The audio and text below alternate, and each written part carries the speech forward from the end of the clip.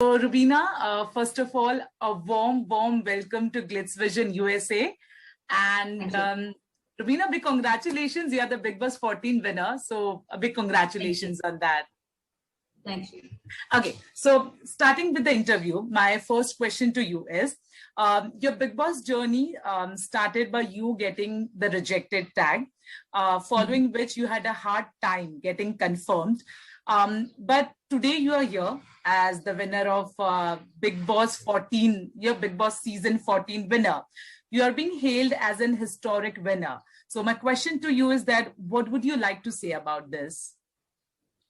All of the rejections and all of the failures that you right now quoted were the biggest reasons and the only reasons for my historic win.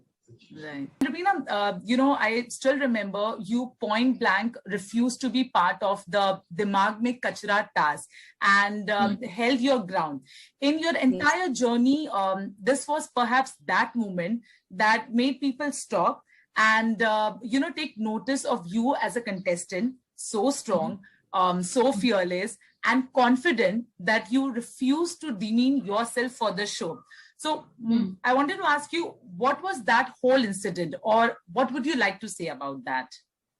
All right. So when we say that we are in a show where we have to express our opinions, I think, and I am a very vocal person. If I do not understand a certain thing, I do not understand that thing. To please people or to please someone, or maybe be in good books of someone, I cannot mollycoddle things, or I cannot curb my desire of asking questions. So it is as simple as that. I am a child at heart who wants to ask questions, is absolutely curious, and would raise fingers if not understood at any given point in time. And that's how I have been. Right. Okay. I also remember Gauhar Khan and Hina Khan openly stated that they see you as the Big Boss 14 winner in you after you took a stand and put forth your points with clarity during, should Nikki remain confirmed or revert to her old status task, So I wanted to ask, how does it feel to know that your potential was recognized as early in the second week of the Big Boss itself?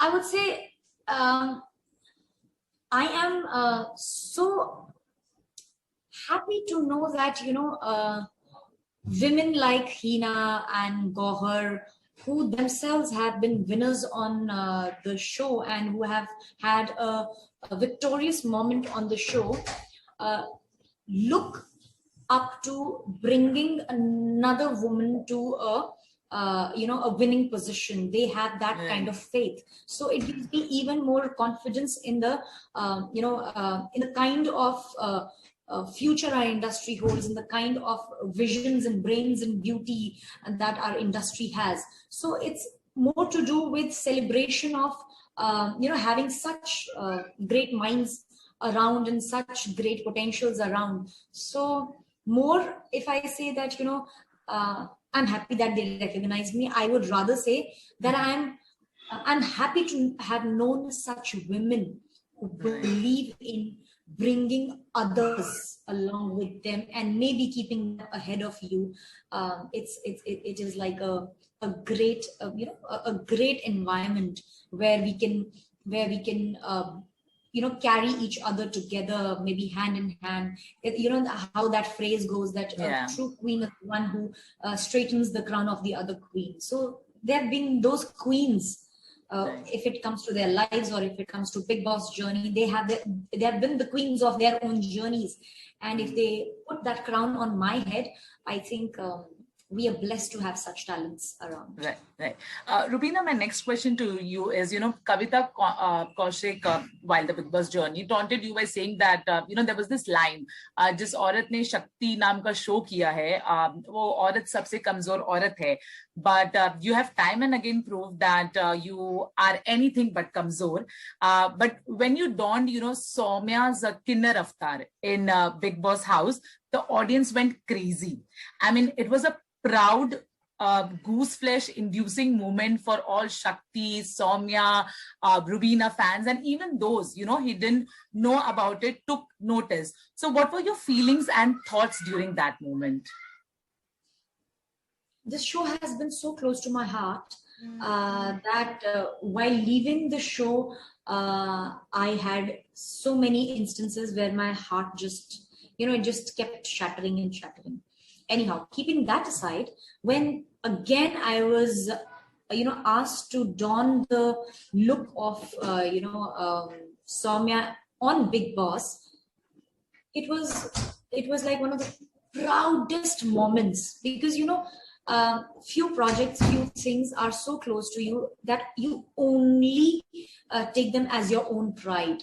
So I take this show as my pride. It's like one of the feathers in my cap. And when I'm when they say that as an artist I have been able to create a character, as an actor, if I have been able to give life to this character, no actor on this planet would deny the fact that all you feel is humbled.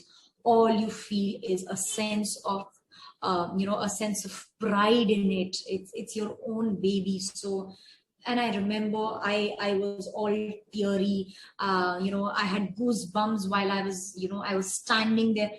It wasn't performance oriented. That was how I have been on the show, with the show, and with the character. So everything just, it just resurfaced again. The love, the respect that I have for my project, it just resurfaced, and all I could do was pay an ode to it. So from all my, from every cell of my body, is paying my ode to the kind of character I have been, blessed with. So yeah. Rubina, you were targeted for being a strong woman. You were called dominating, authoritative, a woman with superiority complex, and etc., etc. To an extent that this false narratives were believed by the audience at some point of time. But with time, the public and even many of the housemates started to realize that these tags aren't exactly true. You were simply, I can say, a strong and opinionated woman, and this combination was unacceptable to many. From day one, Rubina never, shied from showing who she truly is, just to impress someone. It wouldn't be wrong to say that, this what attracted millions of people. Okay. So if you can, tell me, how scared or apprehensive or sure or skeptical you were to put yourself out there like you did. Okay. I know my truth. I know that I have lived this journey with utmost honesty. So when I say that, I do not fear judgment. I do not fear people labeling me. Hence, this concept of false narrative, which Abhinav had, brought into light, that, how people give a false narrative. 100 times a lie is hammered so much with repetition value that at one point in time, people start to believe that it is a truth. So that false narrative used to just, run around in the house. And we understand that if people don't like you, they will have different assumptions. They'll have false allegations, and they'll accuse you left, right, center, give you names, anything and everything. But it did not disturb me even for a single moment. And hence we kept on saying it is a false narrative. It is a false narrative. So I think we would probably were the first ones even to let people know that a false narration does exist. And Abhinav had stated it very powerfully, that the most lethal weapon in times today is a false narrative. But it would have been unfortunate if the journey would have been shortened, and our journey in Big Boss house would have been just to a point where false narrative would have been out, and we couldn't have lived through the journey and make people see through it that it is a complete false narrative. So I say that we did get our all due time and all due space where we could prove people wrong. Not because we wanted to prove them wrong, just because that such things do exist in our day-to-day lives. Such false allegations will always be there, but strong, independent people will always be targeted. It is up to us whether we want to fight or take a flight. I chose to fight at every situation. Absolutely, I agree with you. And Rubina, the most people enjoyed seeing Ali and you together. Your relationship with Ali was loved by millions across the globe. It never came across as either of you had an angle or you were using each other. Like, you both have maintained on several occasions that it looked and felt organic and very genuine. What would you like to say to Ali Goni right at this moment through our channel?